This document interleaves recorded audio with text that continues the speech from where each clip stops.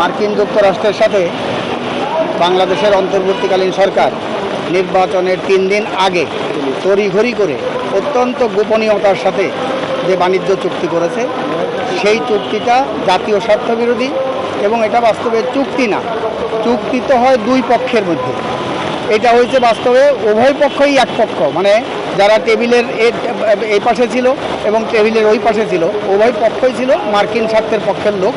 কাজে সেই জন্যে মার্কিন যুক্তরাষ্ট্রের স্বার্থটাই সবচেয়ে বেশি প্রাধান্য পাইছে, বাংলাদেশের স্বার্থটা এখানে জলাঞ্জলি দেওয়া হয়েছে। একমাত্র স্মার্ট সিটি বসুন্ধরা, আধুনিকতায় এক ধাপ এগিয়ে।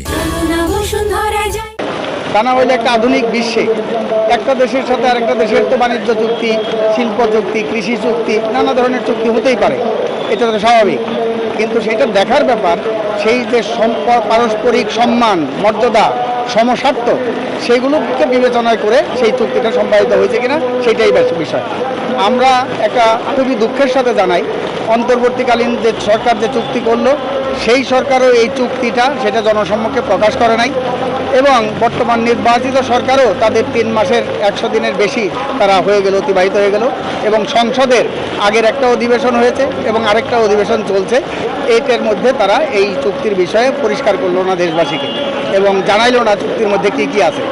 আমরা বিদেশি গণমাধ্যম, ইউক্রেনের সংবাদ মাধ্যম, শ্রীলঙ্কার গার্ডিয়ান পত্রিকা, ভারতের India.com এই পত্রিকা এবং নিউজ পোর্টালের মাধ্যমে আমরা জানছি যে এই চুক্তিটা বাস্তবে হলো 177 পৃষ্ঠা।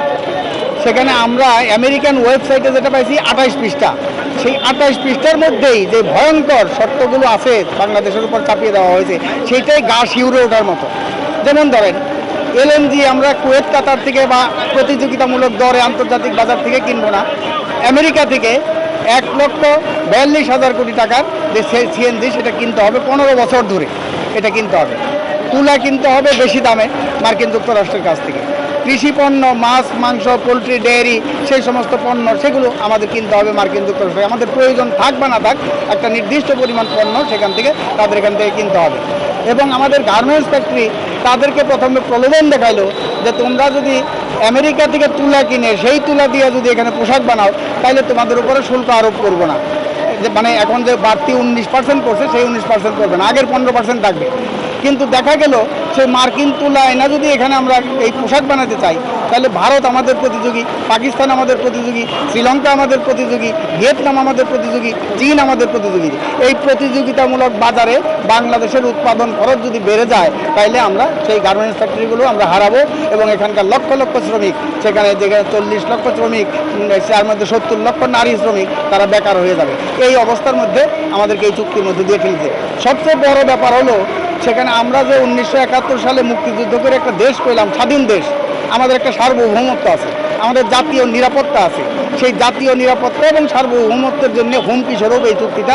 কারণ আপনারা দেখছেন যে এই যে ইরানের যুদ্ধের সময় মার্কিন ইসরায়েলি যে হামলা, সেই হামলার সময় হরমুজ প্রণালী যখন বন্ধ হয়ে গেল এবং আমাদের তেলের জাহাজ যখন আসতে পারলো না, তখন রাশিয়া থেকে তেল কেনার জন্য আমেরিকার অনুমতি চাইতেছে। তার মানে দেখেন, আপনি কোথা থেকে কিনবেন, কোথায় বেচবেন, এগুলো মার্কিন যুক্তরাষ্ট্রের অনুমতি নিয়ে করতে হলে আমাদের কোনো স্বাধীনতা থাকে, আমাদের কোনো সার্বভৌমত্ব থাকে, আমাদের কোনো স্বতন্ত্র স্বকীয়তা সেগুলো থাকে। তার মানে আমরা একটা মার্কিন যুক্তরাষ্ট্রের দাসে আমাদের দেশটাকে পরিণত করছে। সেই জন্য আমরা এই চুক্তি বাতিলের জন্য আন্দোলন করছি। আপনি যেটা বলছেন যে চুক্তি তো বাস্তবায়ন করছে, বাস্তবে এই চুক্তি বাস্তবায়ন প্রক্রিয়া আগেই হয়েছে, অন্তর্বর্তীকালীন সরকারই করে গেছে। তারাই বাজেটের মধ্যে এই খাতে বরাদ্দ বাড়িয়ে দিছে, জ্বালানি খাতে। এবং অন্তর্বর্তীকালীন সরকারের উপদেষ্টা আলী ইমাম মজুমদার সাহেব তো চর্চার সাথে সাক্ষাৎকারে বলেছেই যে চুক্তি হওয়ার আগেই বাণিজ্য মন্ত্রণালয় থেকে তাদেরকে চিঠি দিয়েছে 2 দফায় যে মার্কিন যুক্তরাষ্ট্র থেকে তোমরা গম কিনো, যেই গম আন্তর্জাতিক বাজারের চেয়ে প্রতি টনে 9,000 টাকা বেশি, অর্থাৎ 9,000 টাকা বেশি দিয়ে আমাদেরকে গম কিনতেছে। ইতিমধ্যেই 57,000 টন আসছে, প্রতি বছর 7 লাখ করে টন সেখানে কিনতে হবে মার্কিন যুক্তরাষ্ট্র থেকে। আমার প্রয়োজন হোক আর না হোক, কম দামে অন্য জায়গায় পাইলেও আমি কিনতে পারবো না। এই ধরনের একটা ঘাসখোর দেওয়ার যে চুক্তি, এটা বাস্তবে চুক্তি বলা যায় না, এটা আমেরিকা ঘাড়ে ধরে আমাদেরকে তাদের নীতি বাস্তবায়ন করতে বাধ্য করছে। অর্থাৎ তারা ঘাড়ে ধরে তাদের যে আদেশ, তাদের যে হুকুম, সেই হুকুমটা এখানে বাধ্য করছে এই চুক্তির মাধ্যমে।